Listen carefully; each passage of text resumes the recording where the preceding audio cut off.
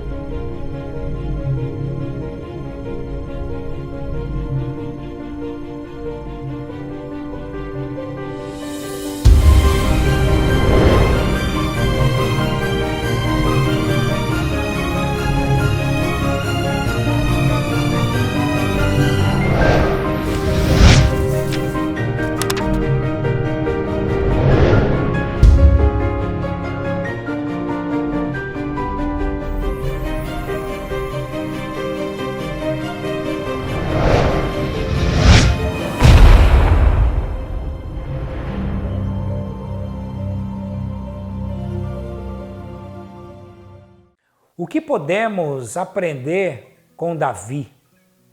O que podemos aprender com o rei Davi? Ele é muito conhecido em todas as culturas. Deus o tornou famoso, a própria Bíblia fala isso. Se você ler na Bíblia, Deus é que fala com todas as letras. Tornou Davi famoso. Davi, aquele jovenzinho que cuidava das ovelhas de seu pai, que quando Samuel foi enviado por Deus para ungir a Davi, está lá em 1 Samuel capítulo 16, Davi não estava no meio dos seus irmãos.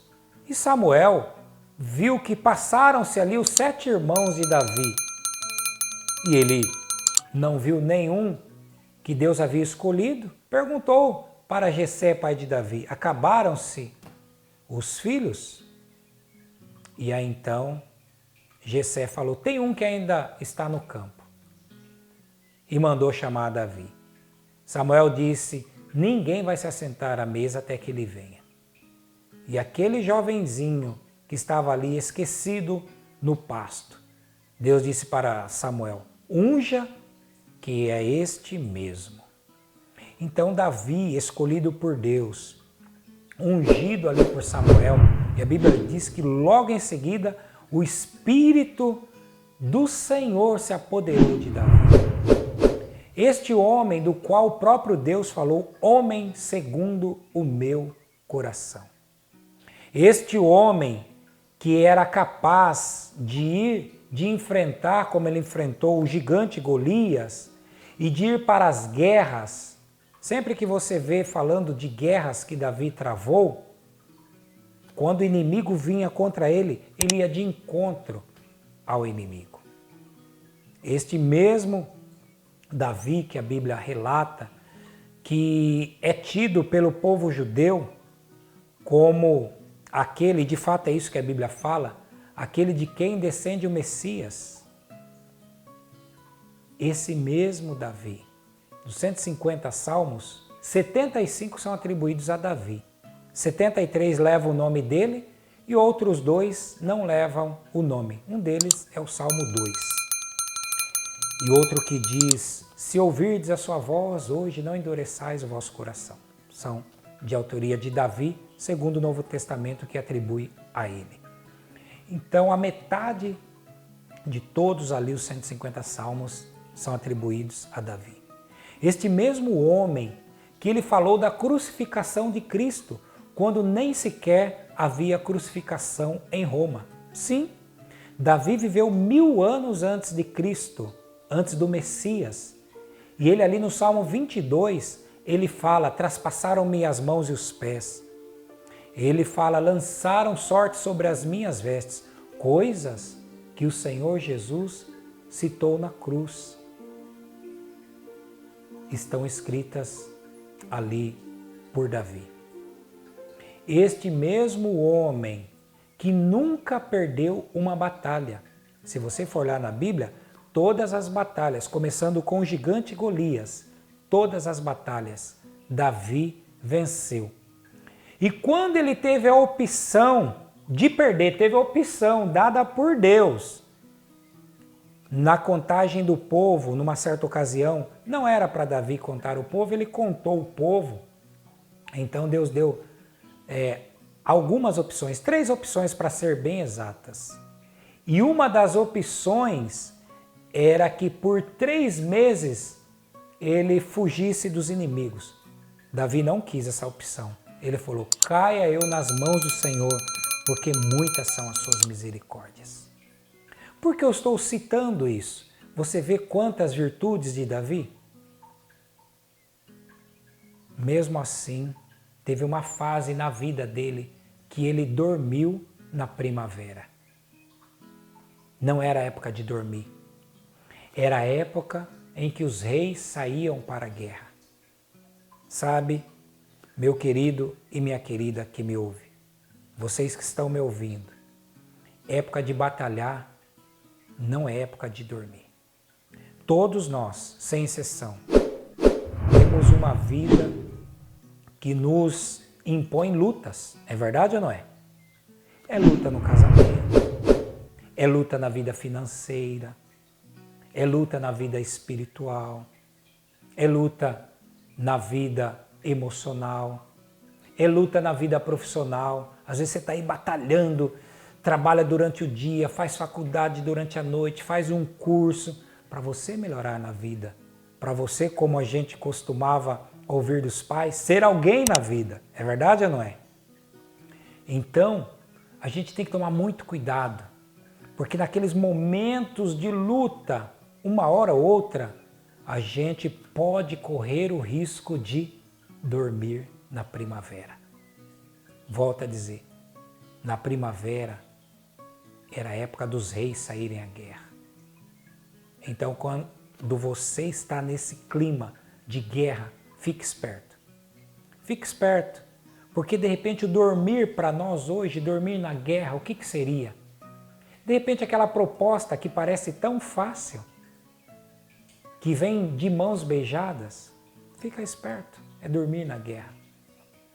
É naquele dia, mulher, que você está frágil, e aí você recebe um elogio no trabalho de alguém que fala, olha como você está linda, perfumada, mas não se esqueça que você tem um marido na sua casa esperando por você.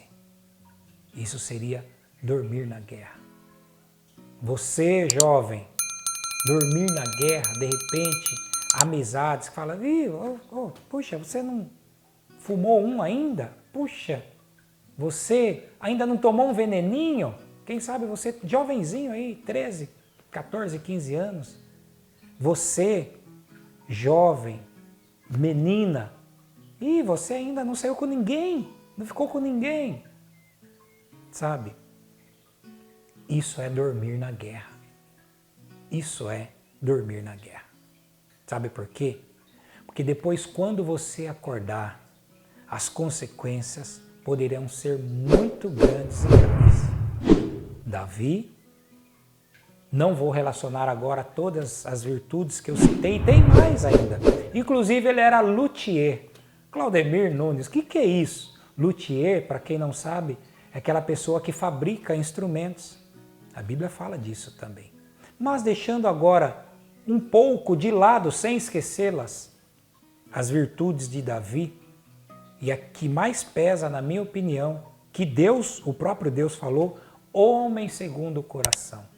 Quando ele dormiu na primavera, ele teve tempo para passear no terraço de sua casa e ver uma mulher que estava tomando banho. Ele era rei, tinha muita autoridade. O que ele fez? Mandou chamar aquela mulher até o seu palácio. E ela era a mulher de um dos seus, na linguagem de hoje, um dos seus generais, um dos seus comandantes. Então, ele se deitou com aquela mulher. Depois de algum tempo, ela mandou um recado para ele, falou, eu estou grávida. E Davi, então, quis acobertar aquilo, chamando o esposo dela e embriagando ele para que ele fosse deitar com a mulher. Embriagou e falou, vá agora, durma com a sua mulher. Mas não deu certo isso. Davi tentou uma, tentou duas, não deu certo. E Davi, então, mandou um outro general seu, Joabe, colocar Urias, esposo daquela mulher com quem ele havia se deitado, na frente da batalha mais sangrenta. Isso foi muito mal aos olhos de Deus ver isso. E aí Davi, então, recebeu na sua casa o profeta Natã, que contou a história de um homem rico que tinha muitas ovelhas, mas resolveu pegar a ovelha de um homem pobre. E Davi, então, mandou dar sentença imediata para este homem. E Natã, entre outras coisas que Natã falou, esse homem é você. Davi reconheceu na hora, falou, pequei contra o Senhor. Porque ele lembrou do que ele havia feito. Só que aí, embora na mesma hora, Deus deixou claro para ele através de Natã, você foi perdoado. Realmente Deus perdoou a Davi. Mas Davi não escapou das consequências. Davi teve consequências terríveis na sua casa. Um homem segundo o coração de Deus. Teve filhos que quiseram usurpar o seu trono. Teve um dos seus filhos que acabou contaminando o próprio leito de Davi. Teve um outro filho que acabou estuprando uma de suas filhas, e o irmão, vendo isso, vingou a filha estuprada, matando seu próprio irmão. Então as consequências foram terríveis. Dormir na primavera traz consequências terríveis. Você pode até achar que não tem problema nenhum aquilo que você faz. Só saiba de uma coisa, dormir na primavera pode até te trazer o perdão, que eu creio que Deus é maravilhoso. Deus é um Deus perdoador, é um Pai que na concepção dele, ele quer que todas as pessoas possam entrar no seu reino, sem exceção de ninguém. Ele quer. Por isso ele entregou Jesus, para morrer por toda a humanidade, sem exceção. Ele quer sim. Agora, a partir do momento que alguém toma atitude de dormir na primavera, quando é época de guerrear, a pessoa prefere dormir, quando ela acordar, ela vai perceber que as consequências foram desastrosas.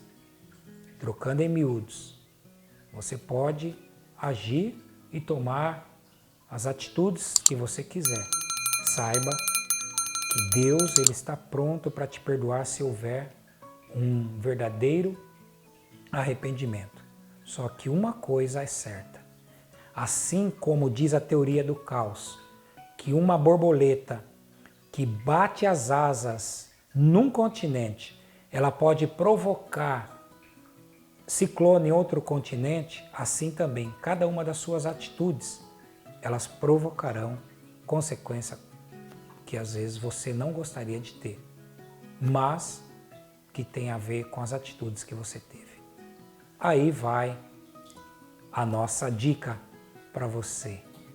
Não durma na primavera.